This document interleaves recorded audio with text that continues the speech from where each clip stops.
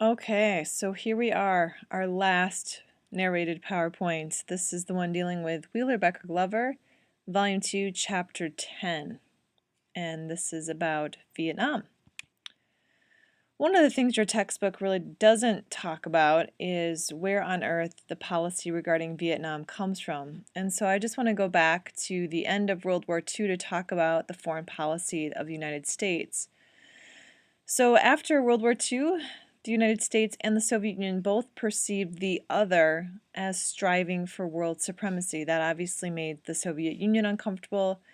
It also made the United States uncomfortable because, of course, capitalism and communism are two very different, in fact, absolutely opposite economic systems and government systems. So the United States saw the Soviet Union as making a play for world supremacy, for example, in its domination of Eastern Europe after World War II. But there were also threats in places like China. The Civil War in China threatened to topple the existing government there in favor of communism. And so between the domination of Eastern Europe as well as the growing communist threat in China, which is, again, not a small country, this is a huge country, lots of people there, the power of communism definitely seemed to be rising.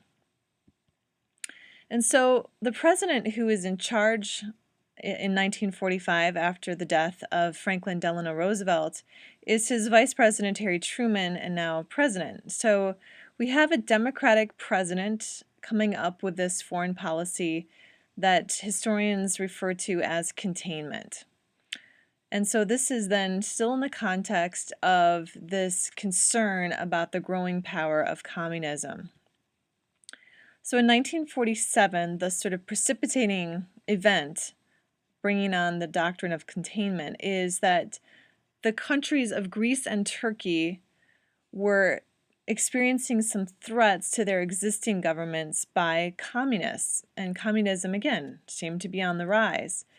Britain talked to the United States about the fact that, in part because of its sort of pull away from its worldwide and global obligations, it was no longer going to be able to support these countries financially.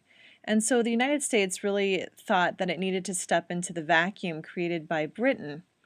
And so Truman wanted to support the existing and non-communist governments in those countries with $400 million in aid.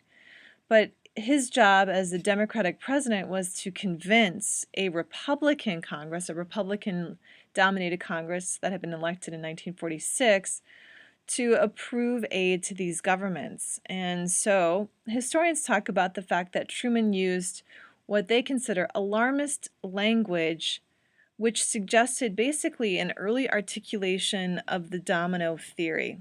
And you might be familiar with the domino theory as the theory that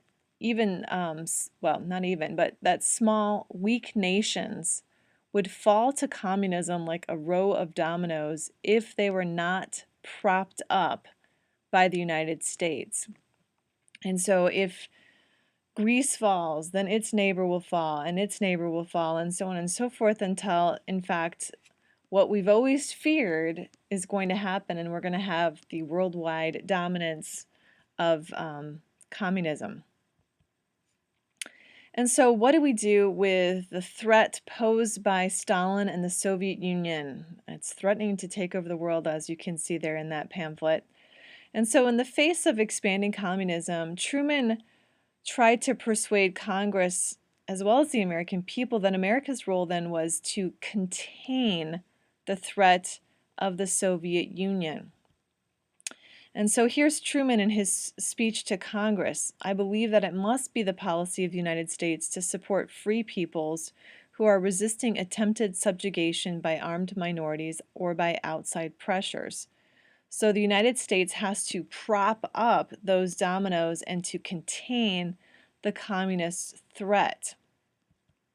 And so the idea here then was, instead of pursuing American isolationism, which really had been the case through about World War I, and then of course It also actually spills into the 1930s for a period of time. We didn't talk about that, but there were actually a series of neutrality acts passed in the 1930s designed to keep America out of World War II. Instead of having that kind of policy where America's kind of turned to its own hemisphere or turned toward itself, now we have this theory which is suggesting that America needs to be involved internationally wherever communism was threatening to rear its head.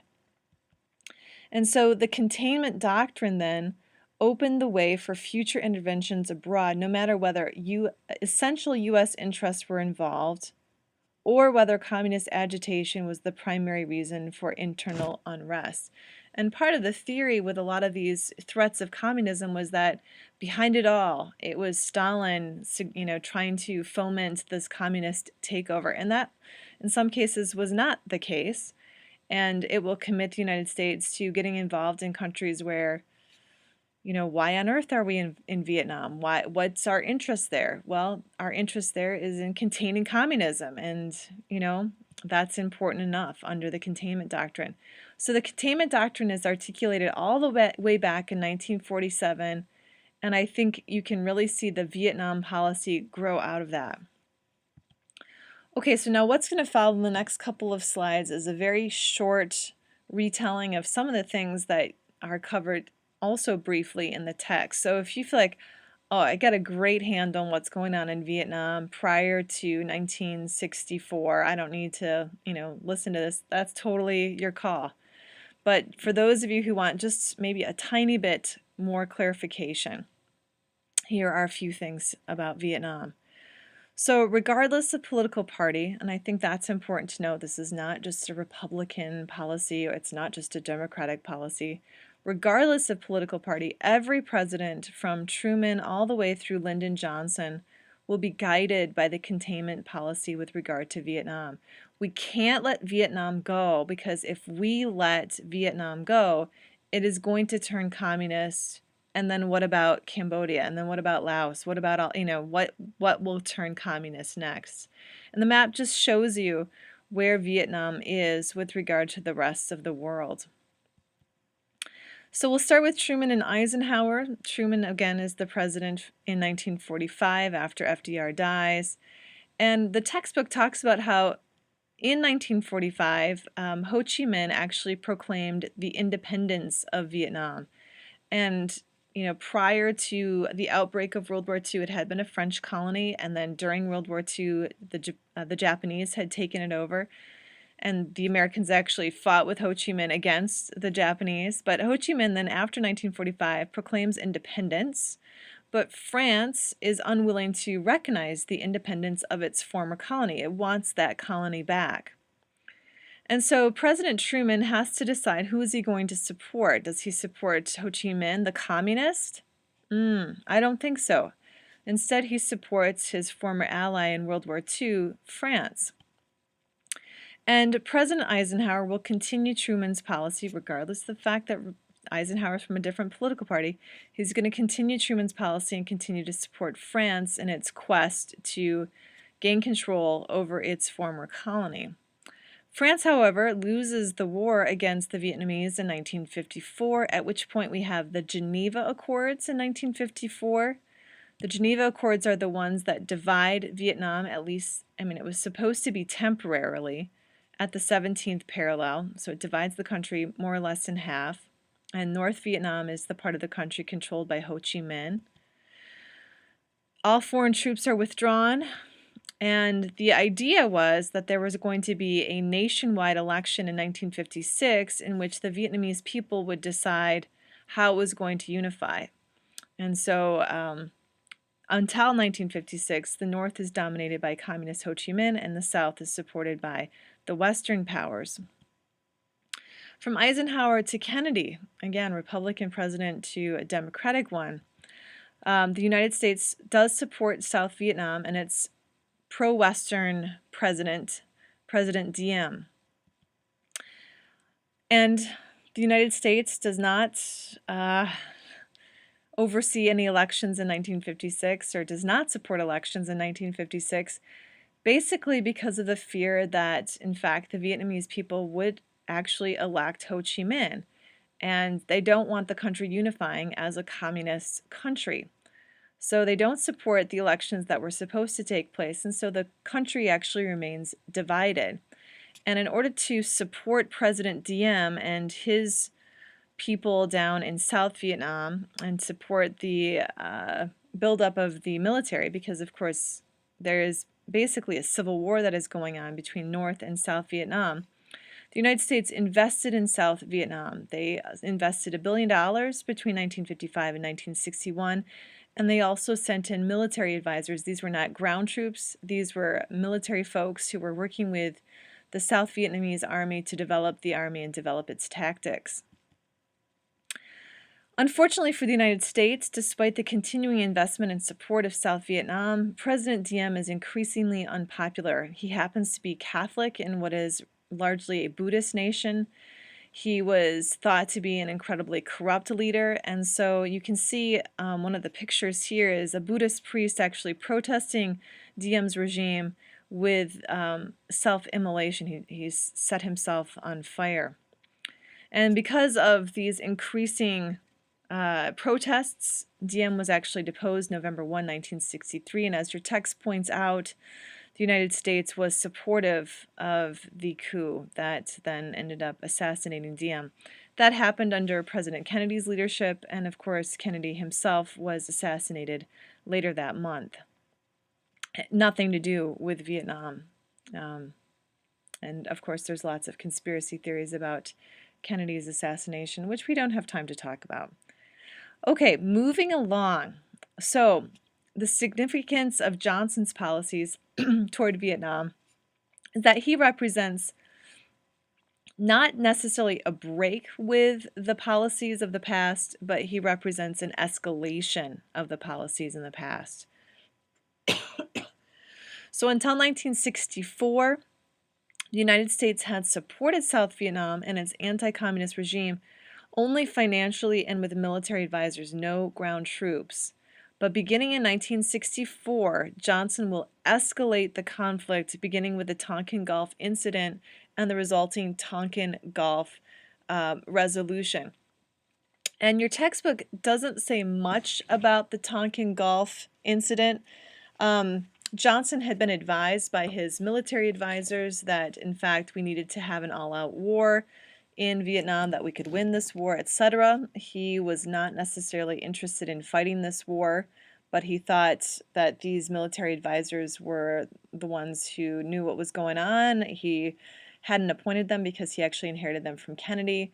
And so he was really in 1964 looking for sort of an excuse to escalate this involvement in Vietnam.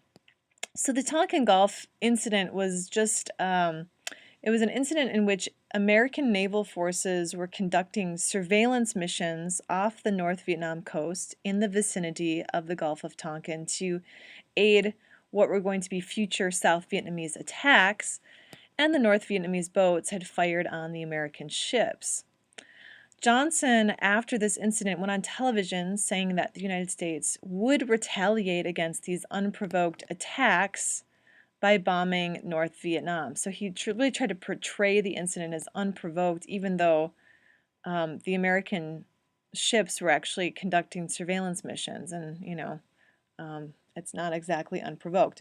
But in response, Congress passed this Tonkin Gulf resolution, and that was in August of 1964, which authorized the president to, quote, take all necessary measures to repel any armed attack against the forces of the United States and to prevent further aggression. And so for historians who look at this Tonkin Gulf resolution, it basically gave Johnson a blank check to deal with the Vietnam crisis in whatever way he saw fit, and take whatever measures he saw fit.